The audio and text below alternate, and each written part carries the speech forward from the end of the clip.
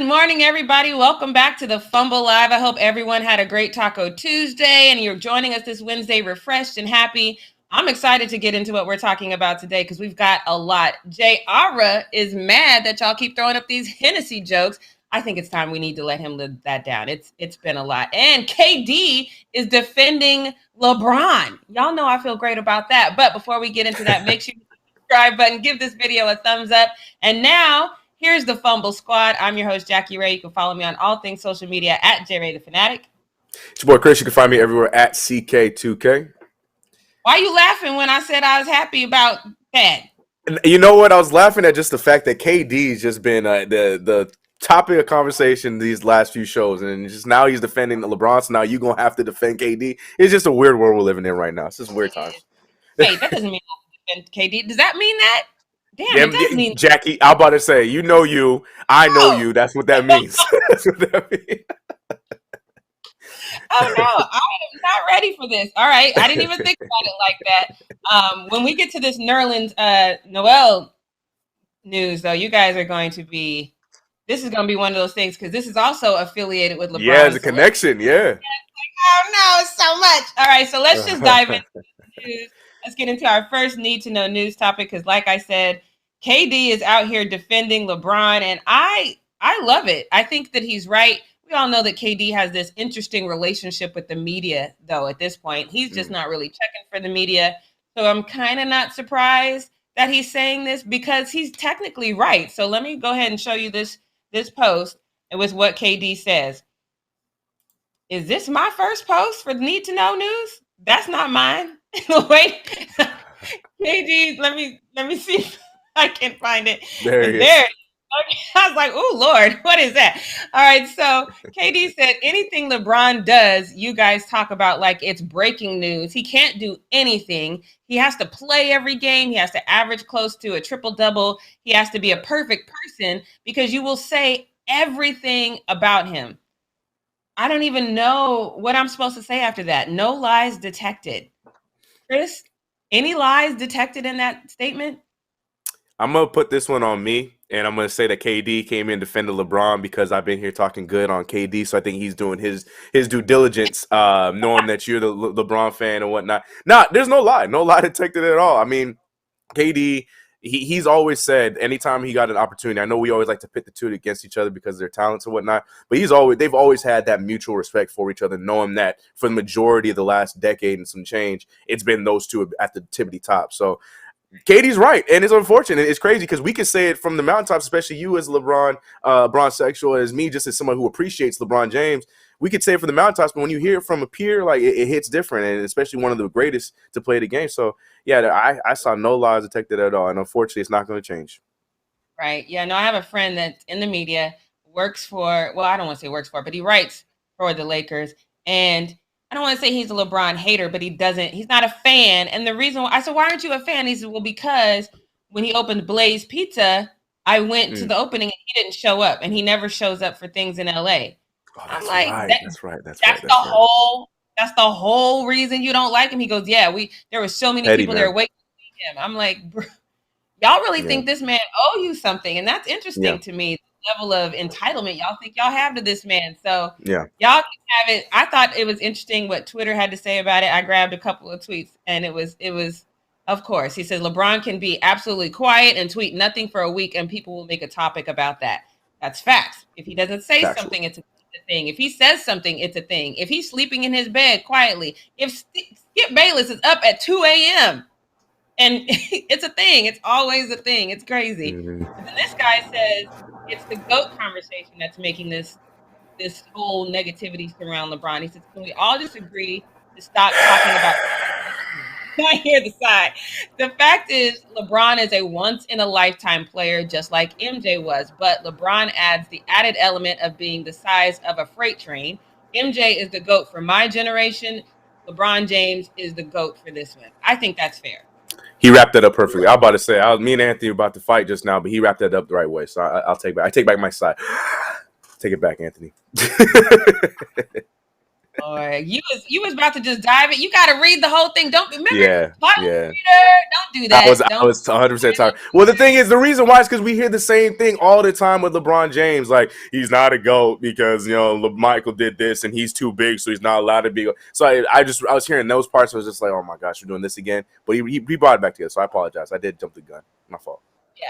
There you see. It's hard to really talk about this one at length because it's just, there's just, you'd have to be blind, deaf, and dumb to not believe that what KD said was true in this situation. I will say this. Correct. I am extremely over the top proud of how LeBron James handles this. We've never seen him on Twitter or Instagram just randomly adding a fan. He doesn't have any burner accounts. So to have the guy who is the king of all that and the king of the clapbacks say, you know, he can do no right. I was like, okay, KD, I see you. I have to give you I saw a meme on Twitter when this whole thing came out. You know, the hands that are coming together, and it was like KD haters and LeBron haters. They're coming together now because KD defended LeBron. I was like, y'all are ridiculous. They just want to hate just to hate. Like, it's just it's crazy, man. It's crazy, especially when you see the two of them when they're together. Like you said, there's such a mutual respect, and they respect each other. LeBron has shouted out KD on his Twitter, and KD has done it in reverse. We create this beef. I don't think any of the players in the league nowadays have the kind of beef. It's just these old school heads want that Celtics, Boston, Detroit, you know, that whole Knicks, beef. Pacers, right. It doesn't exist. I still don't like the Celtics. I mean, I like the Celtics now, but that's not for the right reasons. But let's move on to this next need to know news topic, because this is the one that I really want to get your take on, because obviously this is your guy. But he's your guy because apparently Rich Paul did him dirty. He wasn't supposed to be your guy. So NERLENS NOEL, if you haven't heard this story, I'm surprised because this is what I woke up to yesterday, I think. I took a nap yesterday and I woke up to it. I was like, oh God, here we go. So he apparently is suing Clutch Sports because he says Rich Paul guaranteed him a max contract. He says, and Russell Westbrook and apparently Paul George were in on this whole thing as well. So how the story goes is he was at Ben Simmons' birthday party and Rich Paul came up to him and said, hey, you need to go ahead and turn down this contract. He was in the middle of negotiating a $70 million deal with the Mavericks. He said, don't do that and go ahead and take a 1-year deal. And that deal was worth, I think, $3.74 million. But he needed him to do that so then that way he wouldn't be an unrestricted free agent. He would just be a free agent. So he did that, took the 1-year deal for $3.74 million. But then he got injured. So that's the caveat to this story. He got injured. He missed 42 games. And then he's been on he was on a minimum contract with OKC, signed a 2-year contract with them for $4 million. And now he's on a 3-year, $32 million contract with your Knicks. But he says even the OKC contract, that was negotiated by Russell Westbrook and Paul George. He said Rich Paul had nothing to do with that. And he also claims that now multiple teams, including the Sixers, Clippers, and the Rockets, have come to him and they said, hey, we attempted to contact Rich Paul and offer you a deal, but he never contacted us back. So you guys know that he left Clutch Sports in December, and now he is suing for losses because Rich Paul didn't do his job, and he is suing for $58 million. So let me just give the tea. It's the tea sip for me.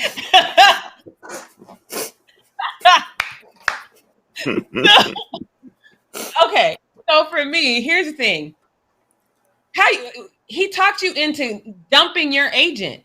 So to me, you get what you get. This is like a relationship. If you leave me for the new boo and the new boo don't turn out to be as good, that's your fault. That's not my fault. And you got injured. It is a little hard to negotiate your contract when you're coming off an injury that causes you to miss 42 games. I don't think he has a lawsuit here, but what do you think? So here's I have a bit of an outside thought perspective. I mean, you guys can see the hat, so I feel like I'm gonna get a little conspiracy theorist on you guys. Last time I was on the show, I kept bringing up conspiracy. This time, I for sure need tinfoil nearby so I can have the tinfoil hat. So I have a little bit of conspiracy here. So you guys know, right before the Knicks made their nice little change, it's because of a change of regime up top. And for a lot of people weren't sure what was going to happen, but we ended up getting Leon Rose, who was then the top agent of CAA for years and years and years. So I believe, and there's, you can look up stories, you can look up articles. Leon Rose and Rich Paul never had a good relationship. They always hate each other, obviously, because Rich Paul was, playing the game. He plays the game. And Leon Rose is the guy like, you turned me down for this guy. That's Leon Rose. He's that kind of guy. So all that to say this, I believe that after the Knicks signed that recent deal with Nerlens Noel, Leon Rose called him up and said, you know what? You played great. You should have gotten paid more.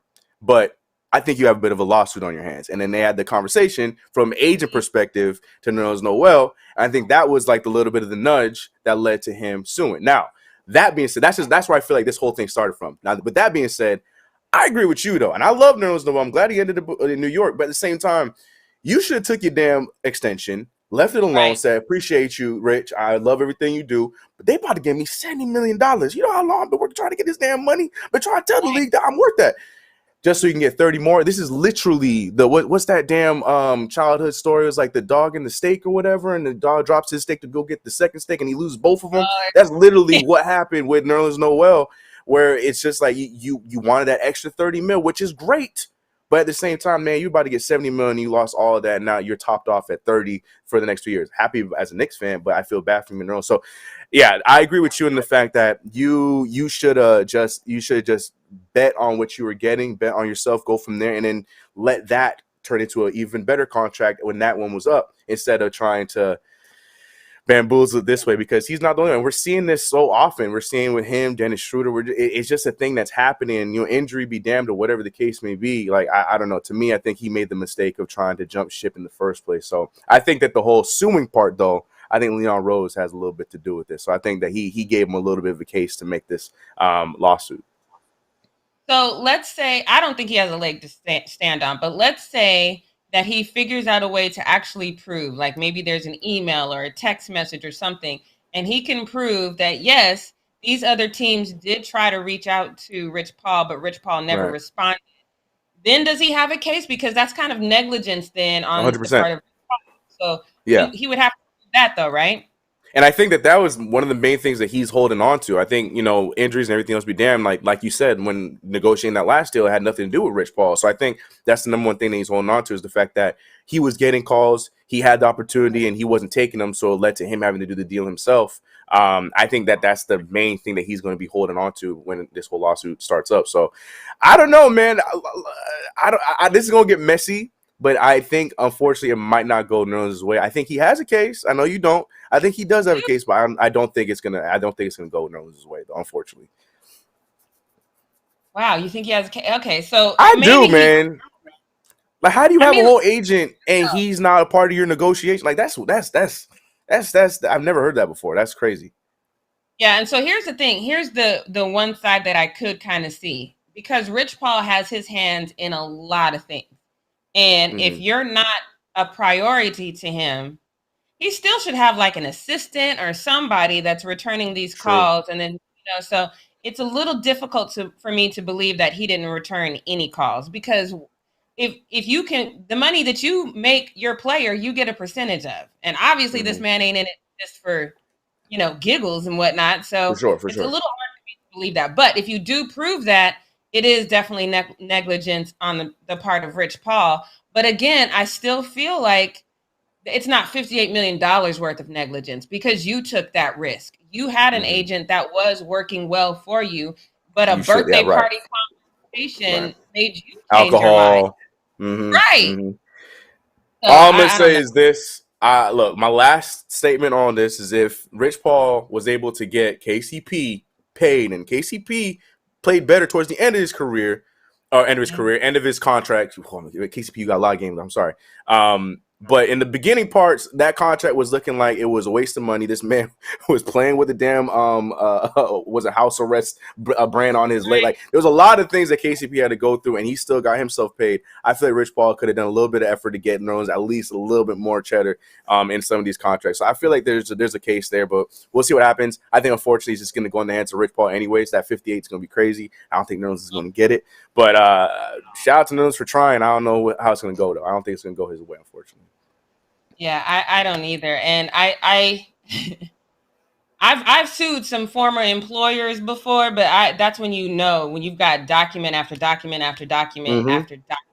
I've literally had to go through and cipher out like, okay, I don't want to send this whole Noah's Bible to the attorney. You know what I mean? Right. That's the kind of documentation that I have. And I just don't know how he would.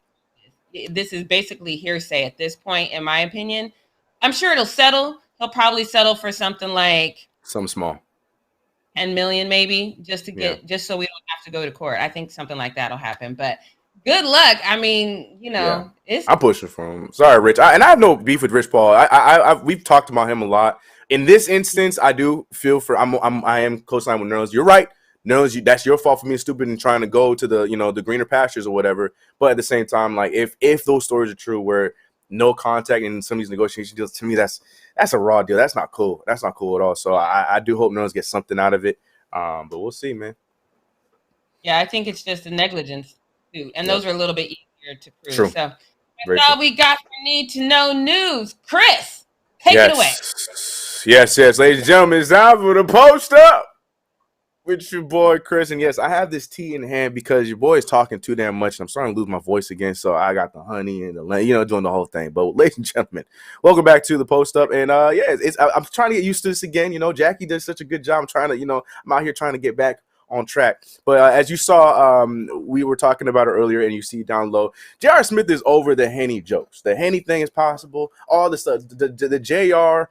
Henny marriage is over. He doesn't want anything to do with it. JR is out here trying to be a professional golfer. And after House of Highlights posted another video trying to poke fun at JR Smith, JR, he's serious when he's out here sending a whole book and adding folks along the way in his response. So House of Highlights, Magic seeing JR, and it was the whole thing. Go watch the video, blah, blah, blah. It doesn't matter. But JR Smith responded to House of Highlights by saying, all right, that Henny is really not funny, though. Can y'all try a different joke? Not really mad at the kid, honestly.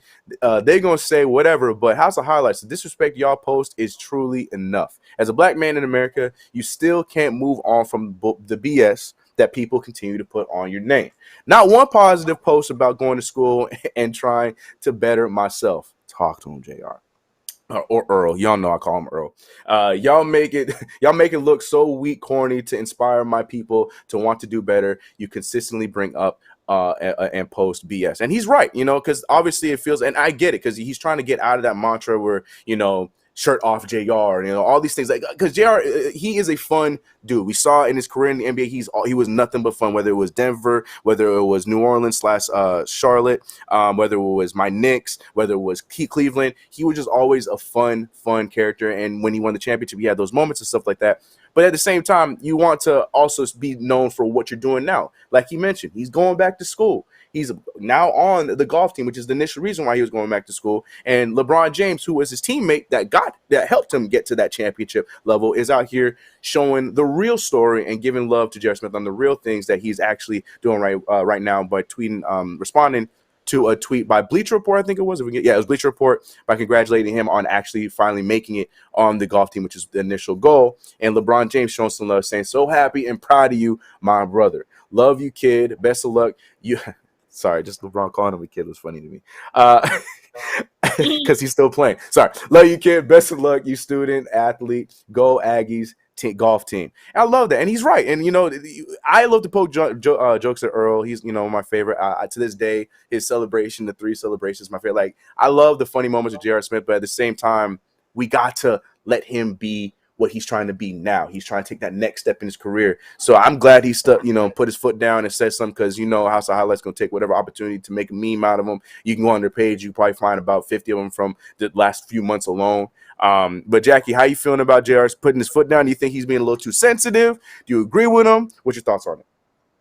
No, I love it. I mean, because I was such a huge fan of him being here in LA, even with him not playing. I thought he was so interesting and giving us some veteran insight. You saw how he was hyping guys up. I thought he was fantastic. I think he's just a good person. I'm a fan of shirtless JR. I don't ever want that trend to end, but you know, I do understand wanting to move forward. And I think he's just an all-around great guy. I know he had that little, you know, cheating scandal with the chick from Flash. I don't know her real name, but I know she was on the Flash. She was Flash's girlfriend on that show. There was that whole scandal about that and his wife. But that happens to a lot of people. We already know what's going on with Dale Curry and Sonya Curry. That's his private life. I think as a person, he is just an all-around good dude. I think he's done a lot of good in the community, and I think he's 100% right. He is trying to level up not only for himself, but for the people around him. And when you keep bringing up old stuff, it's like you can never elevate beyond one moment in time. And I think that's completely unfair. I don't think any of us want to be held to one moment in time.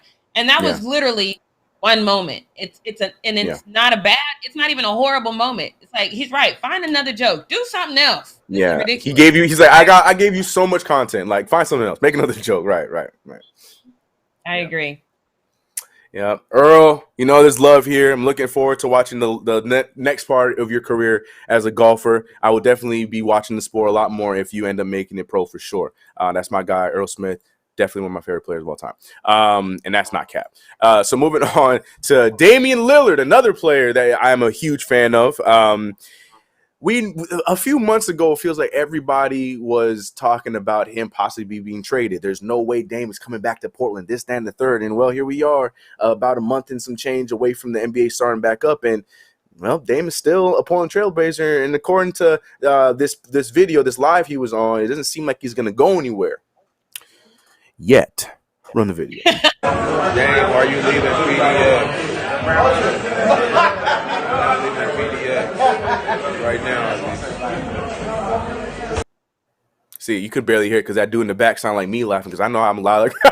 Like I know I have a loud laugh. So that dude was laughing over Dame. But what Dame was saying was he was reading the comment saying, "Do you ever plan to leave the PDX?" And he says, "No, not now." Oh, he said, "Not now, at least." Excuse me. Not yet. So not yet. I say not now, not yet. So Jackie, we gotta play the game. So I think we've been talking about this for years and years and years, especially since the Portland Trailblazers, I feel like, don't do anything every single year. They make one small move and everybody gets crazy about it. This year is probably the worst team they put together of all the time, of all of Dame Lillard's tenure as a Portland Trailblazer. So do you think he's going to go Bradley Beal and just never, ever leave and stay put and stay faithful to his team? Or do you really believe that not yet part of his response? I believe the not yet part of his response. And I think what Blacklight Zen in the chat is saying is completely wrong. He says Chauncey will change the Blazers. And I agree with what Dame said about that before. There's no way a coach, one guy, is going to come in and completely change that team. Dame said that himself. I agree. I think you have to make some moves. You have to trade. I think there's only one person that really brings you any true value, and that's CJ. You got to do it right. This thing of like, okay, you've got to go get some solid players for CJ. So I think Dame meant exactly what he said. I'm not leaving yet. And I think that yet means this is the season that tells whether I leave or not. But I'm going to say this, trust and believe from what I know about Dame. If you guys listen to his music and stuff like that, from what I know about him as a person, he plans ahead. So trust me when I tell you, things are already in the works right now. That if this season ends up a trash season, if they end up not going to the playoffs or getting bounced in the first round, things are in place to get him out of Portland. I promise you that. Yeah, for sure. I agree with you. I think that this one is real. I think that, you know, he's trying to be as faithful as possible because he doesn't want – I think he cares more about the fan base and the people that have been supporting them behind the scenes in Portland more so than the basketball team at this point. And he doesn't want to ruin that relationship with them. And I completely respect that because, you know, he's done everything he possibly can for this team, you know what I mean? And he's been given not a lot. And I agree with you, Jackie. Like until this team finally realizes that they probably might need to move Nurkic and they probably might need to move CJ to start getting in some better pieces around them, it's just going to be a lot of the same for the remainder of his career in Portland. So I'm with you. I think I'm calling his bluff, and I believe that he will move eventually, but it's got to be sooner rather than later, Dan, because you in the peak of your prime right now, my guy. Go somewhere and win, man. Knicks. All right. So speaking of Damian Lillard. No. Come on, Dave. It's getting better over here in New York. Just bounce to the next topic. No. But I don't have to go that far, Jackie, because the next topic is actually sticking with Mr. Damian Lillard himself. Now, I saw this a few days ago. I'm really glad that we're talking about it right here because I thought it was hilarious because you could genuinely see how shocked Damian Lillard was. So he's shooting this commercial for, I think it's BioFreeze because I think that's their sponsor for the Blazers or whatever. So he's shooting a commercial for them, and they're having them reenact a lot of his big shots in his career with the Portland Trail Blazers, and it got to the shot that he hit against OKC, and his reaction it was hilarious. It's really genuine. So here's Dame reacting to his shot. Something, and you know what? You did $800. Was it this far? 37 feet.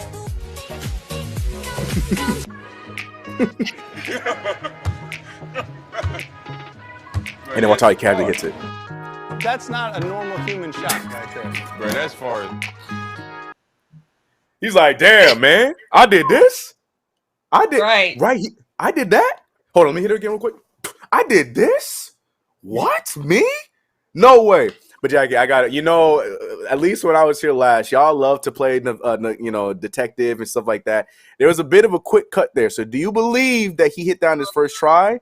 Or do you think that was edited and he took a few shots before he finally made it? I had to ask that question first before we talk about his reaction. I'm going to say he hit it on the first try. Okay. Just because I believe in Dame that much. I'm looking at the and chat. just his reaction was like, let me move back. Yeah. I did that. Oh, it's such a big, let me just do it again with ease. I think he did it on the first try. Right. Okay. Yeah, because Twitter, I didn't pull up enough of them because I didn't want to give them their attention. But there's some people who are saying like, you guys are sneaky with that quick edit. We saw that he probably took that a few times before he finally made it. La, la, la, la, la, la. So I'm trying to see what the chat is saying. Chat's not up to it yet, but I didn't even see no quick edit. Yeah. Just watch how he goes from his reaction to the shot. All right, can we play one more time, Leo? One more time. Something, and you know what? You did $800. Was it this far? 37 feet. Word? What? Bro, this far. That's not a normal human shot right there. You notice it? Bro, that's far. You notice it? His face is different. Yeah, I think. Yeah, so I mean, it could be.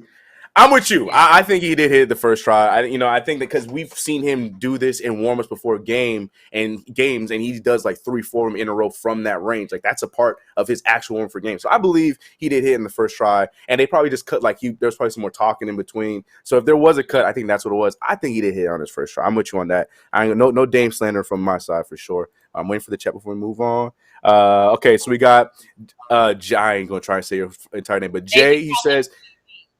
You call him what? It's JD. We don't even try. It's JD. JD. All right, my man JD said he hit that on the second try, not the first. All right. That's the only response we got.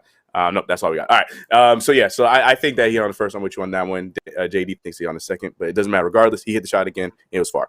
All right. So moving off of one shooter to another. My man KLAY Thompson is in the lab. He's getting ready. He's in this Rocky mode right now. You know, we ain't hearing about KLAY. You know, all we seeing him with his boy, Rocky, him and Rocco out there doing their thing and whatnot. But he in the labs working, and we got some video of KLAY getting ready for the season to start here in a few months or a few weeks now. Excuse me. With this footage of him looking good and looking ready to play. So here's KLAY Thompson. 2. That's a 3.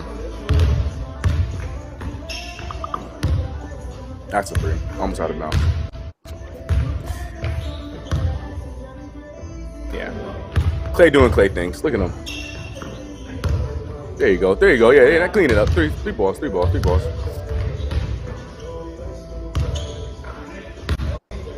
All right, so and it's just gonna keep going. He just keeps shooting, and he's gonna be making them. I mean, we keep that there in the background while I talk because he's just gonna keep making shots. Now, I'm known as the workout video hater on Twitter. I get it all the time because people will be like, because especially Knicks fans, they'll be like, "Yo, what do you think about RJ? What do you think about Julius? What do you think about this guy? Like his workout tip." Even Lonzo Ball, he had his workout film, and people thought that I was gonna be all crazy. I am not a fan of workout video because anybody, especially NBA talent, can look elite when there's nobody guarding them, or when there's Joe Schmoes guarding them, or when there's big dudes looking for quarters, setting screens. I did not forget that video we watched of Ben Simmons the other day where he made that shot or whatever. We were talking about that. So to me, I'm like, yeah, he's making his shots. He looks like he's moving, but okay, that I don't know what else I'm supposed to expect from Klay Thompson. It's a corner three. That's money buckets for Klay. He's moving. Like, it's nice. I want to see him play, and I'm just hoping that he comes back healthy and he's able to play again. So I got nothing to add to this one. I know a lot of people are excited about this, but Jackie, do you have something to add? You feeling hyped about this? I mean, hyped is not the right word because this is what we expect from Klay. We expect him to look. This is what he does. This is his whole mantra, is just going out there making these kind of shots. My question for you is, we've not really seen a player in his situation where you're coming off of 2 back-to-back really big injuries. You haven't played for 2 years. So looking like this in the gym. John Wall. John Wall. Oh shit. Right, I forgot about it. And remember, and we on this show with everybody, we all reacted to John Wall when he worked out right after, and he was looking great, and everybody was drinking the Kool-Aid. And John Wall did play well. He did come back and play well. He was averaging like 20 in the beginning of the season, whatever. So, but John Wall was the last person we could think of where it was the same thing. He came back from 2 crazy injuries, looked good in the workout, and he ended up playing well. Yeah. Okay, so you think that's going to be the same with Klay? You think he's going to come back 100%? I'm not worried about Klay at all. He's going to. You also, we talked about this on the show, and I'm pretty sure you said this too before you left, that Klay's not like the most athletic. All he does is really shoot. Right. Anyways, do you think that this is going to be just a catch and shoot Klay that we're seeing now? Yeah, I think in the beginning that's all he's going to be. Just in the beginning, I think, because we know Mr. No Dribble Klay Thompson, that's just his mantra. I think in the beginning that's what a lot of it's going to be. A lot of small movements, and he's going to be a lot of off the catch shots and whatnot. Because he has to get used to it, like the stamina. John Wall, like, I'm bringing him again because that was the number one thing he kept talking about. Is like, I just got to catch back up to the speed, because we saw in the beginning he was missing some layups. He was again, the defense was catching up to him in the fast break, at least in the beginning part of the season, because he's trying to get his stamina back, and it's going to be the same thing for Klay. But luckily, because he's such a great shooter, he can take his damn time with that and then just have himself figured out. Because as long as the shot goes in, he's gonna be all right. So I think Klay is going to have a great first season coming back off his injury. I'm not worried about Klay Thompson. I think the defense might go down a step just in the beginning of the season, but other than that, I think Klay's will come out doing what Klay does. Yeah, no, I get it. I don't think he's going to have that hard of a time either. I think if for any reason he gets injured again, then now we're talking about a different situation. And then I think the Warriors just have to call the season, because I just think that they do need Klay to kind of win. But yeah, we shall see. Because Steph's mind is going to be messed up. I don't want to know shade, but his family unit, his mind is not going to be. He's going to think it'll be a mess. I do, because he's so family oriented, and you can tell he's kind of an emotional dude. And then, at some point, Sonya's going to get dragged, especially if these cheating rumors are true. And then if his mom shows up to the game with dude, it's going to be a thing. Don't do that. Sonya, please don't do that. All I ask, man, I ain't even a Warriors fan, but don't do that to your kids, man. Just go to the game alone. Let them be watching. Put them in a separate box so you can be the same stadium, but put them in a separate box across the stadium and see them at halftime. Like, oh my, don't do that. Don't do that. Oh my gosh. Y'all gonna have to pray for Steph this season. That's all I'm saying. Yeah. Oh man, shout out to Ryan in the chat. Ryan McClain saying Klay with open shots, he's gonna empty the clip in the bullseye them every time. I agree with you. I think Klay gonna be Klay from the jump. I don't think we're gonna be wasting no time with Klay Thompson. So we got a little bit of a message here from Quinn Cook. Y'all remember Quinn Cook, not defending no more, but champion with the Los Angeles Lakers 2 years ago. And yeah, he has some words of wisdom to the newcomers and to the young guns. Some people are connecting it to PJ Washington. I think he's just talking in general to a lot of the younger players. I'll let you guys decide that after I read his tweet, but he tweeted this one out saying, all my young boys, protect y'all mental and pockets. Dudes will be around for all the fun and what comes with this life. When ish hits the fan, you'll see, excuse me, you'll see some of your homies make U-turns. I took care of dudes, and they no longer rocking with me. Find your genuine homies and keep them close. Now, that's what I'm saying. So people were bringing that to PJ. I was like, did y'all read the tweet? But okay, because there was a lot of responses like, yeah, can you get a hold of PJ Washington? I'm like, I mean, yeah, it kind of works with him too, but all right. But you could tell that he obviously went through something with this tweet. He went through something with one of his homies. I feel like that's very true, especially with the more. I wouldn't know because your boy ain't got money like that. But I'm sure with more money, more fandom, especially winning a championship, like his notoriety as a Laker, because of the whole moment with Kobe Bryant, the gesture of changing his number, just the impact he had on the team. Like Quinn Cook was a known name regardless of what kind of minutes he played when he was with the Los Angeles Lakers. And you could say the same thing about when he was with the Warriors, So Quinn Cook, he has his own bit of notoriety, money, this, that, and the third. And I'm sure with that came, the homies that you didn't talk to since sixth grade, being like, yo, Quinn, what's up, man? Hey, man, let me get that. You see a new Escalade that just came out. Let me get that thing, though. Like, you're going to get all those. And he's cutting people out of his life. And there probably was a messy breakup there. So, Jackie, I think I know your answer, but I would love to hear you, reiterate it and elaborate a bit more. With Quinn Cook's message there, I know you agree, but who do you think he's really directing this thing to? Like, just talking to younger players, just talking in general? What's your thoughts on this? I think he's definitely talking to those younger players that have the kind of Allen Iverson squad. Allen Iverson took care of his whole squad. Right. And I think that that's still a thing. It's less talked about because the gold diggers are kind of dominating the conversation. But guys they do still have their homies. And I think this is a good lesson for people who aren't even in the NBA. I mean, I have a circle of 4 friends. It was 6 at one point. But then, as your status, but let's just be real. And I'm with you. I don't even have money like that. But every level up I make, it wasn't, oh, congratulations. It was, oh, plug me. Right. Right. Oh, can you do that for me? I never got to live in the moment of any success without them wanting to attach to it. And it became this thing of like, if you didn't do what they needed them to do, which was funny because I'm like, y'all think I just got it like that? Like, I'm just going to call my boss and be like, hire my homie. Like, that's not what this is. But to them, it was, because on the outside looking in, they just see what they want to see. And it's just one of those things where it's like, no, if you can't enjoy my success and be proud of me in my success without wanting a piece of my success, you're not actually a friend. Period. And I think everybody, y'all in the chat, everybody needs to learn that lesson. Some people are in your life for a season, not for a lifetime. Not be afraid to cut those ties when it is time to cut those ties. Well said, Quinn Cook. Yep, I like that. Yeah, I heard that phrase before. Make sure that they're in your lives for a reason, not for a season. Yeah, I heard that one before too. And yeah, same thing. And in no way, shape, or form am I like saying this big YouTuber and the entertainer. I'm not sure that's Jackie was saying that. But because we're up in our careers as we're going on, and getting more success, we're getting more things and stuff like that, which is what you do in your career. And those same people are the ones that are like laughing and not understanding what you're doing in the first place. And then once things start going well, then they're the same ones that be like, hey, yo, man, I could say this. Let me put me on the show and I could talk about this. I could do that. So, yeah, 100%. Like Jackie put it perfectly. You got to know the right people to put around you, especially the higher up in anything you're doing. You got to be aware of the people that you have around you. So well said, Jackie. Well said, Quinn. Appreciate that one by Quinn Cook. Now we're going to go from that serious message to what could be absolute chaos. Now, we've talked about it. I don't watch First Take like that no more, but we know the news about Max Kellerman officially stepping down or being let go or whatever. He's not being let go, though. I saw more details. He's going to be moved on to another show, which I think is a better fit for him. He's going to be moved on to the show with Jay Will and oh my gosh, Keyshawn Johnson. So I forgot the name of that damn show, but I think that's a good fit for him. I think that'd be a fun conversation. So Max Kellerman, do your thing over there, but he's getting taken off of First Take. It's not fun to watch. So he can help Jay out Will's, over there. Yeah, he's tough. He's tough. Yeah, I completely agree. But yeah, so anyway, so he's off First Take, and we talked about it. Stephen A. Smith is going to be talking to what's looking like just a roulette of names that are going to come through and go against Stephen A. Smith episode after episode.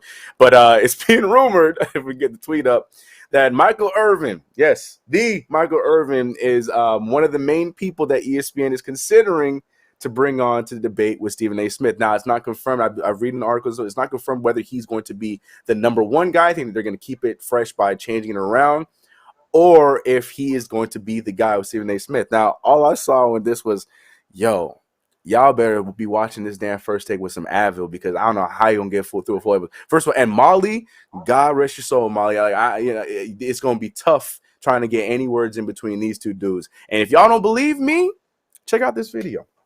I don't want to crack your cranium and fertilize your brain. Go ahead, right here, right now. This is your show, but you are in my house. First of all, you watch your tone. Disrespect. What about the respect? What's your score? You know better than that. Y'all won 2 playoff games in 25 years, and you gonna sit up here sticking out your chest, talking about it's the dawn of a new day? He's still writing the Bible. Never in my history on this show meant the word blasphemous as much as I mean it right now. Don't sweat. I'm sweating around here. Why am I sweating?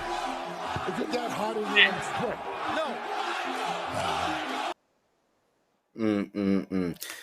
Yeah, and then I couldn't say it any better myself. Now we gotta show this last tweet real quick, Leo, because we gonna move to Jackie, see what she has to say about it. Because yeah, Jasmine said it right. The sound guy by the end of the show, he gonna be having it. Yeah, he gonna be there with the holding the boom like this, squinting the whole time. Jackie Ray, I know you had some Cowboys ties in your past, so you know a lot about Michael Irvin.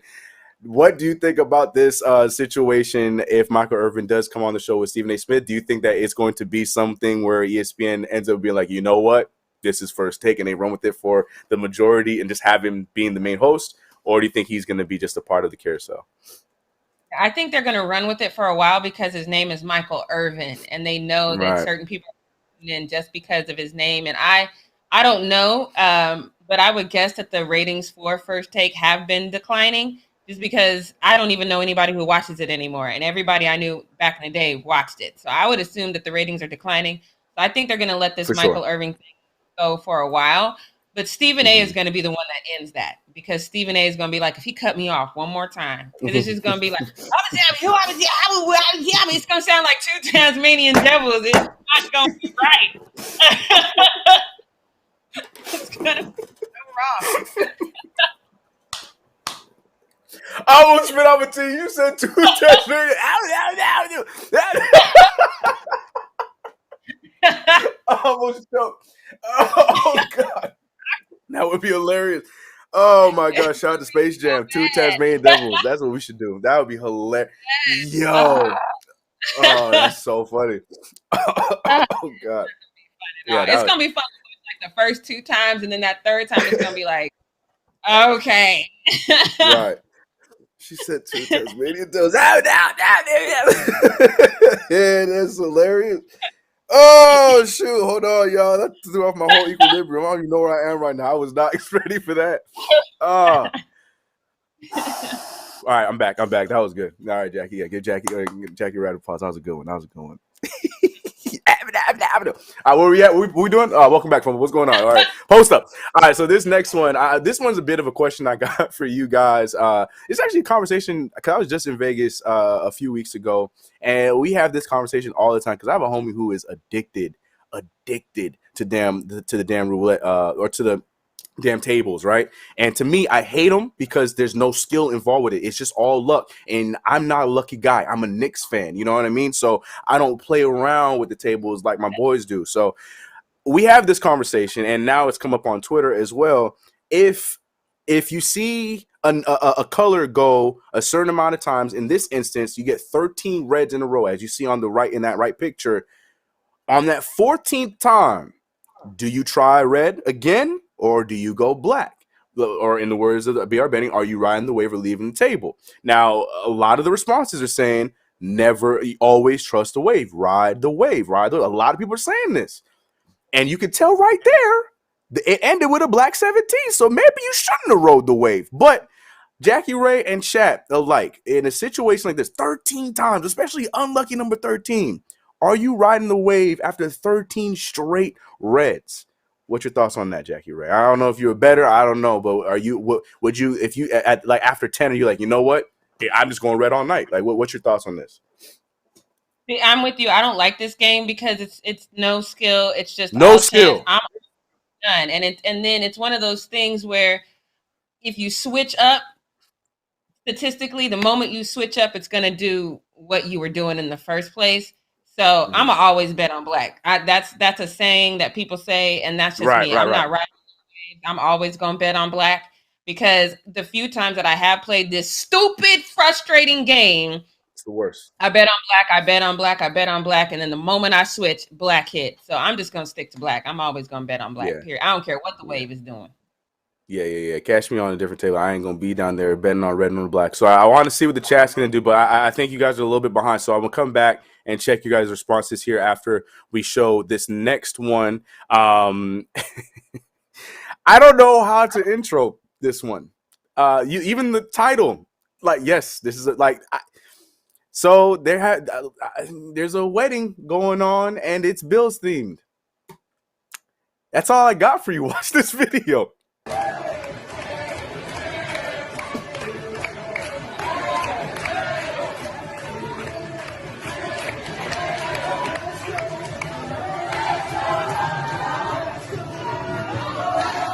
it is. I was waiting for you. And yeah.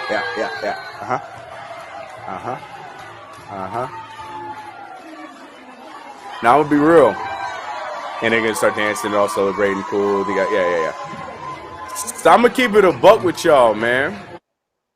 I've seen a lot of Bills crazy celebration videos in my day. I'm a little disappointed that it wasn't the bride that went through the table. I mean, have you seen some of these Bills videos? So to me, I just feel like they didn't commit all the way because they don't care who they throw on these damn tables. Children, dogs, puppies, kids, like they'll throw anybody on there. So I just figured, the wife was right there. So, see what happens there. But yeah, the Bills Mafia have been getting really creative since the NFL said no more of their shenanigans at tailgates. Now, Jackie Ray, we're both Saints fans, and Saints fans, and the Saints family, the Who Dat Nation love to party.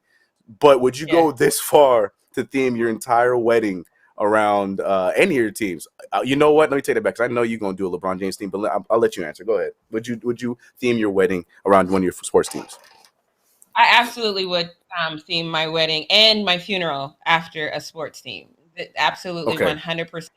I am not going to be throwing anybody through no table. When you said it was a Bill's wedding, but have they both been divorced 4 times? And what is the thing? That's right there.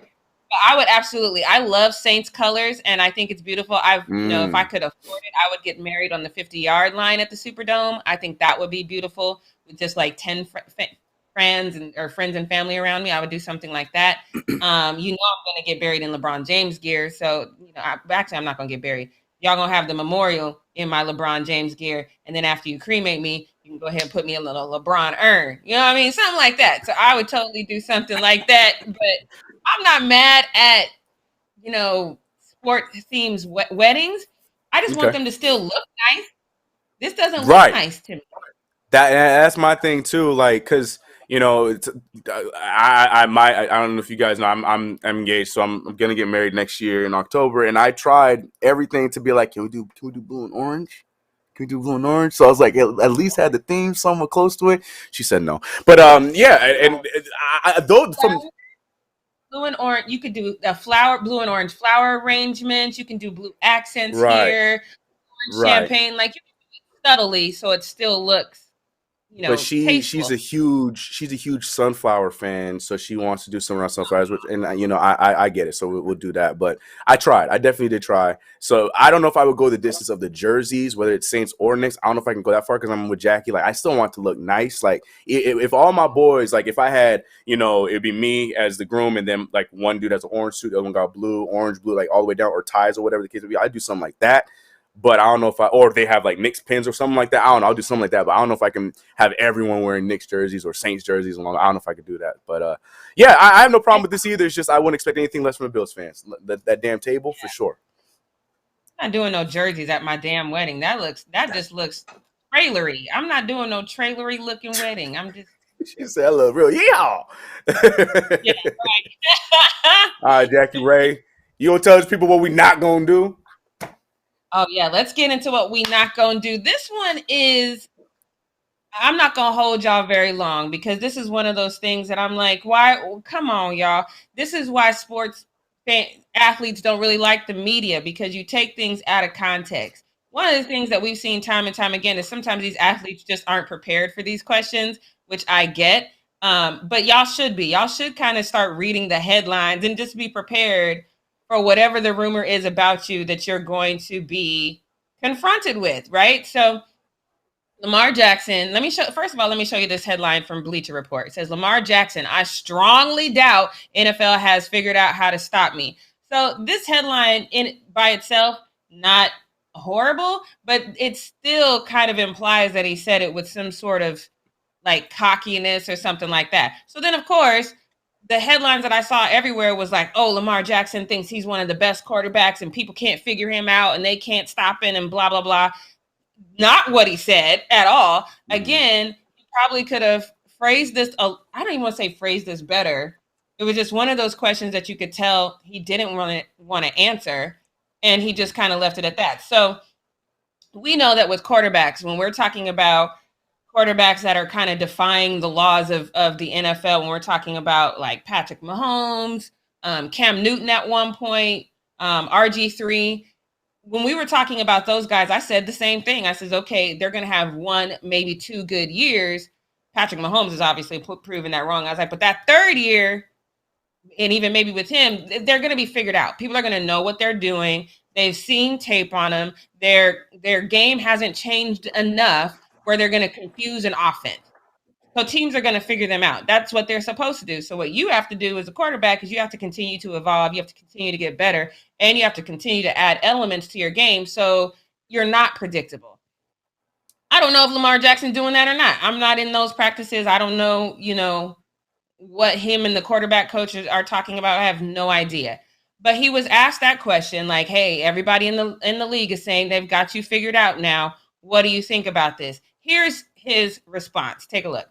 Well, I don't know if you've heard this, but some unnamed team officials said that this was the year that people were going to be able to figure out Lamar Jackson. I don't know, have you heard? Did you hear that, or what would your reaction be about him hearing that? I mean, I'm gonna keep playing football. We're gonna see, but I doubt it, dude. I doubt it. I strongly doubt it. We're gonna play ball.